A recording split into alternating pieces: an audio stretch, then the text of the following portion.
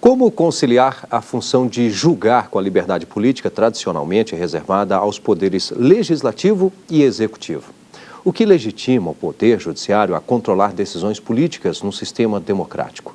Essas questões fazem parte do estudo feito pelo mestre em Direito Processual Civil pela Universidade Federal do Paraná, Jordão Violim, também professor de Direito pela Pontifícia Universidade Católica do Paraná e que vamos debater hoje aqui no Academia. Processo coletivo e protagonismo judiciário, o controle de decisões políticas mediante ações coletivas. Dissertação apresentada à Universidade Federal do Paraná para obtenção do título de mestre em Direito Processual Civil. O autor do estudo é Jordão Violim. Nossos convidados para debater o trabalho são o juiz de direito da 2ª Vara de Fazenda Pública do Tribunal de Justiça do Distrito Federal e Territórios, Álvaro Ciarline, também professor do mestrado acadêmico em Direito Constitucional do Instituto Brasiliense de Direito Público, IDP, e Eric Vidigal, doutor e mestre em Direito pela Pontifícia Universidade Católica de São Paulo e professor de Processo Civil no Uniceub. Quero aqui agradecê-lo pela presença, Eric, também ao Álvaro, muito obrigado por aceitar o convite da TV Justiça para participar do Academia de hoje, e também ao Jordão, que nos traz o seu trabalho para ser debatido. E antes, inclusive, de entrarmos já nessa discussão, vamos conferir um resumo. O objetivo é discutir o papel reservado ao judiciário na concretização de direitos fundamentais por meio de um processo coletivo estrutural. Para isso, é preciso traçar os fundamentos do controle de decisões políticas mediante ações coletivas e os delineamentos processuais dessa atividade. Não há dúvida de que o preenchimento de conteúdo desses direitos compete a toda a sociedade e que o juiz exerce importante função mediadora nesse procedimento. A questão é como conciliar a nova função jurisdicional com a liberdade política tradicionalmente reservada aos poderes legislativo e executivo. Jordão Violim, gostaria que você falasse das dificuldades enfrentadas para a realização do seu trabalho e também da metodologia. Agradeço o convite da TV Justiça para participar do programa Academia, agradeço a presença dos professores Álvaro e Eric, e a metodologia utilizada na pesquisa foi basicamente uma metodologia bibliográfica, sempre permeada de estudo de caso concreto, trabalhando com exemplos concretos e casos julgados pelo Supremo. E eu procurei dividir esse estudo em 3 partes. Na primeira parte, eu discuto a evolução da função jurisdicional, partindo de um Estado legalista, porque, afinal de contas, nós temos até hoje uma ideia, uma visão de que a função do juiz é essencialmente dizer o direito, aplicar a lei, e nós costumamos negar uma função criativa ao juiz. Parto para uma segunda parte, em que eu discuto os fundamentos políticos de legitimidade do judiciário. Afinal de contas, se a função jurisdicional envolve um componente político, onde se encontram os fundamentos de legitimidade dessa sua atuação, por que ele faz isso melhor ou pior ou de maneira diferente do Poder Legislativo ao Poder Executivo, e parto numa terceira etapa, na parte final do trabalho, para um estudo sobre o fundamento processual, os fundamentos processuais de legitimidade da função jurisdicional. Até que ponto a função de julgar decisões políticas, controlar decisões tomadas pelos poderes majoritários, é uma decisão legitimada pelo processo. E como deve ser um processo, essencialmente um processo coletivo, quais garantias o processo tem que assegurar para que essa seja uma função legitimamente exercida. As maiores dificuldades na fundamentação e na elaboração do trabalho, definitivamente foram reunir uma pesquisa coerente, traçar uma linha argumentativa coesa do início ao fim, porque esse aqui é um tema extremamente aberto, né? Esse é um tema que pode ser abordado a partir do direito constitucional, a partir da teoria política, a partir da filosofia do direito, enfim. E eu procurei abordar o tema a partir do processo coletivo. Bom, vamos conferir então agora parte da bibliografia utilizada neste estudo. Neoconstitucionalismo e neoprocessualismo, direitos fundamentais, políticas públicas e protagonismo judiciário, de Eduardo Cambi, editora Revista dos Tribunais. Um novo processo civil, estudos norte-americanos sobre jurisdição, constituição e sociedade. de Owen Fis, editora Revista dos Tribunais. Processo e Ideologia, o Paradigma Racionalista, de Ovídio Batista da Silva, editora Forense. Bom, João, de que forma cada uma dessas obras contribuiu para o seu trabalho? Eu destaco em primeiro lugar o livro do professor Ovídio Batista da Silva, Processo e Ideologia. Acho essa obra fundamental para compreender a evolução do processo civil brasileiro, porque ele traça um histórico de informação do processo civil a partir do racionalismo. Ele explica de que modo o paradigma racionalista, a filosofia iluminista traçaram as bases para a formação do nosso processo civil, vinculando o juiz à letra da lei. Em segundo lugar, destaco o livro do professor Eduardo Cambi, Neoconstitucionalismo e Neoprocessualismo, porque ele parte da construção, ele parte da compreensão do processo civil a partir do neoconstitucionalismo. Ou seja, ao invés de se compreender o processo civil a partir de regras essencialmente processuais, compreende-se o processo civil a partir dos valores constitucionais. Ou seja, eu não interpreto a Constituição a partir das regras processuais, mas o contrário. Interpreto as regras processuais a partir dos valores constitucionais. E por último, o livro do professor Owen Fis, professor da Universidade Yale, nos Estados Unidos, é um livro que trata essencialmente do processo estrutural, que se discute, afinal de contas, qual é a função do processo civil? Por que, afinal de contas, nós temos que ficar vinculados a uma ideia de que a função do processo civil é eliminar uma controvérsia pontual, é promover a paz social?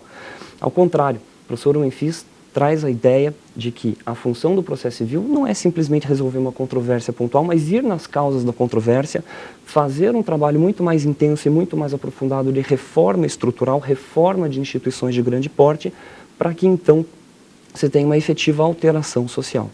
Bom, gostaria que você falasse um pouco mais então agora do trabalho. Pois não. A tese principal do meu trabalho é de que o juiz sempre exerceu uma função política. Na verdade, essa função sempre foi escamoteada, sempre foi escondida pelo Estado legalista. A ideia de que o juiz estaria sempre vinculado à letra da lei. Mas essa é uma função inevitável. O juiz, quando vinculado por valores constitucionais, quando julga a partir de valores constitucionais, tem que fazer escolhas. E, eventualmente, não é raro, dois valores constitucionais podem incidir sobre o mesmo caso. Nesse ponto, não há uma solução fácil, não há uma saída direta e indiscutível para o julgamento. Ou seja, o juiz, de fato, deve fazer uma escolha entre valores constitucionais, e quando ele faz essa escolha, ele está exercendo uma função política. Nesse sentido, eu acho criticável a expressão ativismo judiciário, porque ativista o juiz pode ser tanto num sistema liberal quanto num sistema social. Ele pode ser ativista para um lado, pode ser ativista para o outro, né? Quando, na verdade, o que se deveria discutir não é exatamente a vinculação do juiz à letra da lei, mas de que maneira que outros mecanismos existem para vincular o juiz, para vincular a decisão judicial à Constituição. Já que o Poder Judiciário exerce uma função representativa, não representativa popular, porque o Judiciário tem uma função contra-majoritária, mas uma função de representação argumentativa, eu acredito que a vinculação da decisão, o controle da decisão judicial se dá não a partir da sua correspondência com a letra da lei, mas a partir da sua fundamentação. A partir daí, eu defendo que a fundamentação da decisão jurisdicional tem que observar três requisitos. Ela tem que ser uma decisão universalizável, é uma decisão, portanto, que tem que ser observada em outros casos semelhantes, tem que ser uma decisão coerente com os argumentos das partes e com as provas obtidas no processo, e, por fim, tem que ser uma decisão factível. De nada adianta o juiz proferir uma decisão juridicamente correta se, na prática, ela não consegue ser implementada. Bem, nós vamos fazer aqui um rápido intervalo e em seguida estaremos de volta com a academia já na fase de debates. Até já. Estamos de volta com o Academia, hoje debatendo a dissertação de mestrado de Jordão Violim, processo coletivo e protagonismo judiciário, ou controle de decisões políticas mediante ações coletivas. Vamos conferir agora as teses e dissertações que estão disponíveis no mercado editorial. A boa-fé no regime jurídico de direito administrativo, de Túlio Caminhoto Nassa, Biblioteca Digital CAPES. Do princípio do livre convencimento motivado, de Regina Lúcia Teixeira Mendes, Lumen Iuris Editora. Prescrição e decadência, início dos prazos, de José Fernando Simão, Editora Atlas. Bom, também disponível no mercado editorial a obra que hoje que está sendo inclusive discutida aqui no Academia, Protagonismo Judiciário e Processo Coletivo Estrutural, o trabalho do Jordão Violim, já também disponível, né?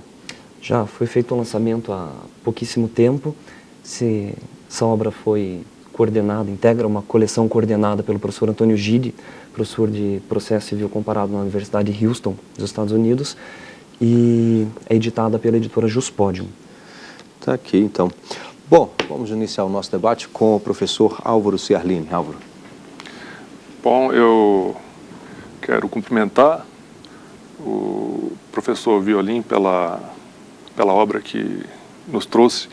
Eu acho que a academia aplaude essa iniciativa e também como juiz essa obra me traz alguns questionamentos, porque lidamos em varas de fazenda pública diariamente com ações civis públicas, com o processo coletivo, com o problema que coloca no seu livro, uma tensão permanente entre interesses difusos, por exemplo, individuais homogêneos ou coletivos, e os interesses primários da administração pública. Essas questões, evidentemente, nos trazem uma grande complexidade e me parece que muitas vezes os juízes não se veem equipados para lidar com temas de tamanha densidade, e uma densidade considerável no âmbito constitucional. Parece que é uma tensão entre a necessidade de valorar e de dar boas decisões a respeito de temas complexos, como você muito bem coloca no seu livro, mas há também o problema do controle da legitimidade democrática dessas decisões, já que o juiz não necessariamente compartilha esses valores com alguma maioria votante ou com alguma minoria carente de proteção. Então, porque você ressalta muito bem o aspecto contramajoritário da jurisdição. Então, essa é a minha primeira pergunta. Como que nós poderíamos estabelecer limites para esses elementos valorativos ou para a dimensão valorativa dada a decisão para o juiz, para que essa dimensão possa ser passível de controle depois por instâncias superiores, instância revisional ou as instâncias constitucionais do processo. E a segunda questão, como que você poderia ver a necessidade de reformulação do perfil dos magistrados para lidar com temas de tamanha complexidade, né? Então são essas as breves considerações iniciais que tem a fazer sobre o seu trabalho, professor. Eu vejo aqui duas rupturas com o processo civil tradicional. Em primeiro lugar, como o senhor bem coloca, trabalhar com um processo coletivo exige muito mais atenção, exige muito mais aprofundamento de provas do que trabalhar com um processo civil individual. No processo coletivo, o magistrado tem que considerar a controvérsia como um todo. Então, ele não está resolvendo uma controvérsia pontual, ao contrário, ele está indo diretamente nas causas que geraram aquela demanda. Isso tem consequências muito mais dramáticas, seja no plano jurídico, seja no plano social, seja no plano financeiro, econômico, orçamentário do Estado. E, em segundo lugar, segunda ruptura, e essa, a meu ver, muito grande. Até hoje nós tivemos presos a um processo civil essencialmente legalista. A partir do momento em que se recolocam valores na Constituição, em que se passa a considerar que os valores é que iluminam a interpretação das regras, eu tenho muito menos segurança jurídica, eu tenho muito menos restrição à função do magistrado do que anteriormente. Então, de um lado, a decisão dele tem consequências muito mais aprofundadas, e de outro, o magistrado tem uma liberdade muito maior para trabalhar com valores e ponderar princípios. Como deve se dar, então, a limitação da função jurisdicional? Essa limitação não vai ser encontrada na legalidade, não vai ser encontrada no legalismo, em se atrelar o juiz à letra da lei. Esse limite vai ser encontrado na justificação da decisão. Dworkin faz uma diferenciação entre conceitos e concepções quando trabalha com princípios e valores. E diz, o magistrado, o julgador, não deve se ater aos conceitos expressos na Constituição. Esses conceitos são espécies de cláusulas abertas, são continentes que admitem um determinado conteúdo, a concepção. A concepção a respeito de um direito, essa sim é variável no tempo e tem que ser variável no tempo. A nossa Constituição trabalha com diversas cláusulas abertas. Eu dou um exemplo bastante singelo aqui. Ninguém será submetido a tratamento desumano ou degradante. O que é, afinal de contas, tratamento desumano ou degradante? Não me parece que a nossa concepção de tratamento desumano ou degradante deva ser restrita, essa concepção deve ser restrita à concepção que o nosso Constituinte em 88 tinha. Porque, afinal de contas, uma hora ela vai ficar desatualizada. O que foi desumano no passado pode, eu vou refazer, o que não foi desumano no passado pode se tornar desumano ou degradante no futuro. Há uma evolução nesses conceitos. Então, na minha opinião, o controle sobre a decisão do magistrado vai incidir sobre a fundamentação. E note, dizer que o magistrado não está sujeito a controle popular não equivale a dizer que ele está isento de controle. O controle é feito pelas instâncias superiores e deve incidir, de fato, sobre a motivação. Uma motivação que deva ser universalizável, que deva ser pragmática, uma fundamentação que deva ser coerente com as argumentações das partes. E se é a argumentação das partes que provoca o magistrado, então é possível afirmar que, de certa maneira, ele está restrito a uma espécie de controle popular, porque é isso que o legitimado coletivo faz. Ele é um representante de um grupo que pode ser identificável ou não, né, individualizável ou não. A partir do momento em que o grupo provoca o magistrado, já estabelece os limites da demanda. Então, a atuação do juiz vai estar limitada não só pelos argumentos, mas também pelas provas produzidas pelas partes, e, enfim, por essa razão universalizável, por essa razão justificável, por essa razão coerente. Professor Eric. Bom, inicialmente gostaria de parabenizar o professor Jordão pelo fôlego acadêmico do trabalho, né? Eu endosso as palavras colocadas aqui pelo professor Álvaro Ciarline. Agora, eu acompanhei a tua resposta, as indagações do professor Álvaro, mas eu vou insistir um pouco na questão da limitação, né? Porque você coloca, por exemplo, que a questão dos limites, ele vai ser também controlado pelas instâncias superiores, trabalha alguns parâmetros, a universalização, mas e quando as instâncias superiores, elas são aquelas que transpõem os limites? Agora, se a gente analisar o projeto que está tramitando, o último relatório que foi lido na Câmara dos Deputados do novo Código de Processo Civil, me parece que tem uma tentativa, até muito feliz, né, do legislador, de, por meio da regra, tentar, de alguma forma, colocar limites nesse ativismo que muitas vezes se transforma em achismo. O professor Álvaro Ciarline é juiz de vara de fazenda pública. No Distrito Federal nós temos 8 varas de fazenda pública. Quando aportam nessas varas questões relacionadas com concursos públicos, né, é muito comum que você tenha, por exemplo, o doutor Álvaro concede uma liminar permitindo que determinado grupo de candidatos sigam para a segunda fase, terceira fase de um concurso, e o colega da 4ª, da 6ª vara de fazenda pública nega. Onde é que está a segurança jurídica nessa perspectiva, né? E o ministro Luiz Fux, por exemplo, tem falado muito essa questão da legitimação da decisão. Ele diz, olha, o legislativo ele tem a chave do cofre, ele tem o dinheiro. O executivo tem as armas. O que o judiciário tem para fazer valer a sua autoridade? É a credibilidade popular.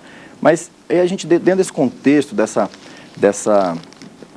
primavera tropical que nós estamos experimentando no Brasil agora, em que nas redes sociais circulam essas questões relacionadas com o não me representa, né? Esse Congresso não me representa, essa presidência não me representa, mas a sociedade é alheia à questão do judiciário e ainda não surgem vozes do cidadão no sentido de que esse Supremo não me representa, esse STJ não me representa. Então, dentro dessa questão, real, dessa questão do dia a dia que a gente vivencia, né? Eu queria que você me colocasse como que esse controle poderia funcionar se o achismo judicial que eu estou colocando aqui, ele é perpetrado pelas instâncias superiores, em sua grande maioria. Muito bem, são duas questões, na verdade. Primeira, na minha opinião, o Brasil caminha para se tornar um país cada vez mais vinculado por precedentes. Hoje, o Código de Processo Civil e a própria Constituição já estabelecem sistemas em que o precedente do Supremo Tribunal Federal é vinculante e tem que ser observado. Agora, na minha compreensão, no mínimo, um precedente judicial, seja de corte superior, seja de juiz de primeira instância, um precedente judicial não pode ser ignorado pelo juiz quando vai fazer a sua fundamentação. Entendo que o precedente, no mínimo, tem uma força argumentativa.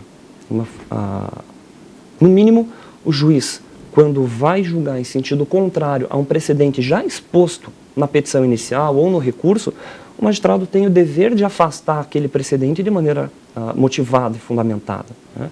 Ele não pode simplesmente olhar o precedente, ver que o seu colega julgou em sentido contrário, ou muitas vezes ver que um tribunal superior já julgou em sentido contrário e simplesmente ignorar e fingir que não leu, né? Se o precedente tem algum respeito, se a decisão judicial merece alguma credibilidade, então, no mínimo, o juiz deve fundamentar e dizer: eu não acato esse precedente porque tenho entendimento contrário em tais sentidos. E não é simplesmente dizer: eu acho que é de tal jeito, né? O juiz tem o dever de afastar conclusão por conclusão. E, quando ele segue um precedente, da mesma forma, ele não vai afastar, mas ele vai dizer por quais motivos aquele caso se enquadra no precedente que ele está utilizando como razão de decidir. Então, o artigo do anteprojeto de Código de Processo Civil vem justamente realçar essa importância que a fundamentação das decisões tem ganhado, né? Então, na minha opinião, como eu já disse, não vai haver cada vez menos espaço para que o controle da decisão jurisdicional se dê a partir de uma perspectiva legalista, mas passe a se dar cada vez mais a partir da sua fundamentação. E como materialmente se analisa a fundamentação? A partir da correspondência da decisão com os valores constitucionais. E isso já vem responder a sua segunda pergunta, né? Com relação a essas manifestações, com relação à movimentação popular, o legislativo não me representa e o judiciário. Por enquanto, o judiciário tem credibilidade, mas essa é uma situação que pode não acontecer no futuro. Esperamos que continue tendo credibilidade. Mas note, não é função do Poder Judiciário representar maiorias e ter apelo popular. Ao contrário, se a Constituição, por vezes, exerce uma função contra-majoritária ao assegurar direitos fundamentais, mesmo contra a opinião da maioria, então é função do Judiciário decidir de acordo com a Constituição e, eventualmente, contrariar a vontade majoritária mesmo, né? Eu dou um exemplo, acho que muito singelo.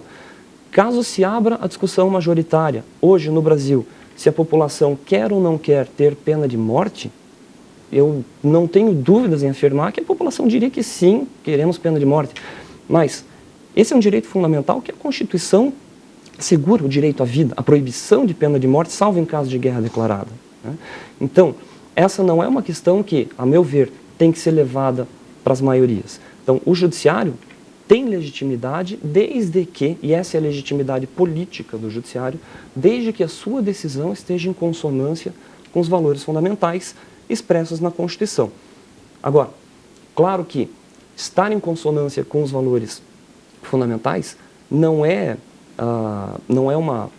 uma qualidade que se agrega à decisão pelo simples fato de ter sido proferida pelo Judiciário. Ao contrário, só vai estar de acordo com os valores constitucionais se ela tiver uma correspondência em nível argumentativo, em nível de coerência, em nível de coesão, em nível de factibilidade. Bem, eu quero aqui agradecer aos professores Jordão Violim, muito obrigado, também ao Álvaro Ciarlini, muito obrigado, professor Álvaro, e ao Érico Vidigal também nossos agradecimentos por participar hoje do Academia.